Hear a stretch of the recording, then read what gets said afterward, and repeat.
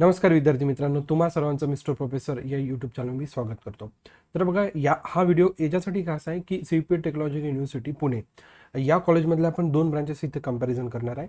Computer science and engineering आणि artificial intelligence with machine learning. ठीक आहे. आता याच्या अगोदर मी याच्यावर व्हिडिओ बनवलेला आहे, परंतु या व्हिडिओमध्ये आपण जो काही कट ऑफ डिस्कस करणार आहे तो स्पेशली गर्ल्ससाठी डिस्कस करणार आहे. म्हणजे टोटली जर व्हिडिओचा जर विचार केला तर स्पेशली या लेडीजसाठी म्हणा किंवा गर्ल्ससाठी सगळ्या विद्यार्थ्यांसाठी हा व्हिडिओ आहे. ठीक आहे.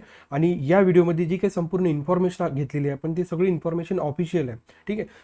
सोर्स ऑफ इन्फॉर्मेशन बघा, मी प्रत्येक वेळी टाकत असतो की CVPच्या ऑफिशियल वेबसाईटवरनं, CDCLच्या ऑफिशियल वेबसाईटवरनं, अशा सर्व ऑफिशियल वेबसाईटवरनं मी हा पूर्ण डाटा घेतलेला आहे आणि ही माहिती 100% सत्य आहे. ठीक आहे. आता बघा, हा झाला CVPचा कॅम्पस. ठीक आहे. ज्यांना कोणालाही CVP टार्गेट करायचं असेल अशा विद्यार्थ्यांसाठी हा व्हिडिओ अतिशय खास आहे. बघा, कॉलेजची इन्फॉर्मेशन बघा शॉर्टमध्ये बघूया आपण. एस्टॅब्लिशमेंट आहे 1854, अतिशय जुनं कॉलेज आहे. ठीक. आणि गव्हर्नमेंट आहे आणि त्यातही ऑटोनॉमस आहे.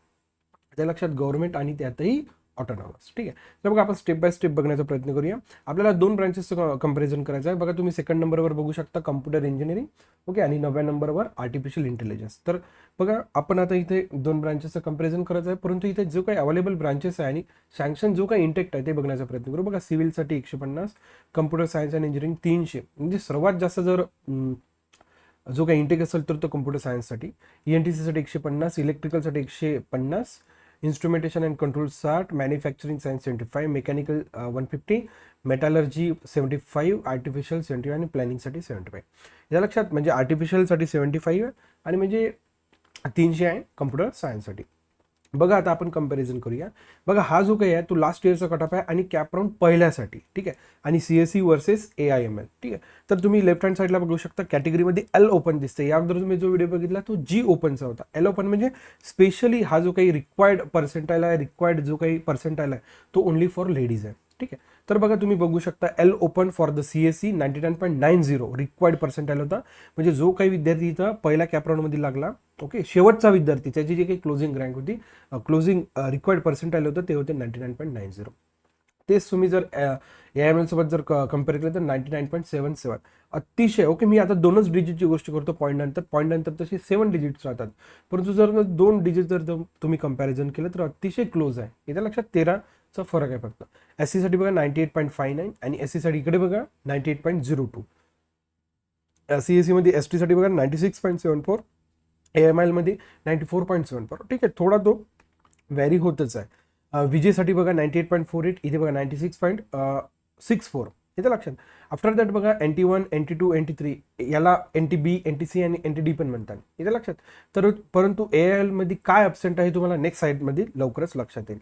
तर तुम्ही CSE जर बघितलं तर NT1, NT2, NT3 साठी 99.53, 99.45 आणि 99.80.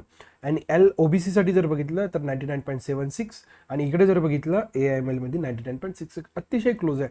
तसं जर तुम्ही SCBC जरी कंपॅरिझन केलं तर अतिशय क्लोज हा कट ऑफ दिसतो तुम्हाला. ठीक आहे. आता फक्त आपल्याला NT1, NT2 आणि NT3 याचं सीट मॅट्रिक्सच अवेलेबल आहे. का बरं? याचं रिझन एकच आहे की CSE साठी 300 सीट्स अवेलेबल होता. जो काही इंटेक होता CSE साठी तो 300 होता आणि AIML साठी होता तो ओनली 75. ठीक आहे. आता बघा, तुम्हाला नेक्स्ट सीट मॅट्रिक्समध्ये गोष्टी क्लिअरच होतात. बघा, लास्ट इयरचा सीट मॅट्रिक्सचा कम्प्युटर सायन्स आणि इंजिनिअरिंगसाठी जो काही सँक्शन इंटेक्ट आहे तो किती आहे? 300चा. मग हा जो काही 300चा इंटेक्ट अशा प्रकारे डिस्ट्रीब्यूट झालेला तुम्हाला दिसतो. जसं की ओपन बघा, आता हा कम्प्युटर सायन्स अँड इंजिनिअरिंग त्याचा हा ब्रांच कोड आहे. ठीक आहे. आता बघा, ओपनमध्ये दोन गोष्टी राहतात, जनरल आणि लेडीज. ओके. आता आपण या व्हिडिओमध्ये आपण टोटली लेडीजचा विचार करतो तर 26 जागा स्पेशली फॉर लेडीज आहे. SC कॅटेगरीमधनं 8, ST मधनं 5, VJ DT मधनं 2, आता बघा NTB मधनं 2, NTC मधनं 2, NTD मधनं 1, OBC मधनं 13, SCBC 7. ठीक आहे. अशा टोटल 218. या 218 मध्ये जनरलच्या पण सीट्स आलेल्या आहेत. ओके. आफ्टर दॅट महत्त्वाची गोष्ट राहतो बघा, EWS साठी 30 आणि TFW साठी 15 अशा या टोटल सीट्स आहेत. ठीक आहे. हा CSE साठी आहे. आता AIML साठी बघा, AIML मध्ये बघा टोटल 75 आहे. डिस्ट्रीब्युशन बघा, ओपनमध्ये लेडीजला 7, SC मध्ये लेडीजला 3, ST मध्ये लेडीजला 1. आता बघा, VJ मध्ये लेडीजला 1, परंतु बघा NTB मध्ये लेडीजला 0, NTC मध्ये लेडीजला 0, NTD मध्ये 0. म्हणजे AIML या ब्रांचसाठी स्पेशली, ओके, NTB, NTC आणि NTD किंवा NT1, NT2 आणि NT3 म्हणतो आपण.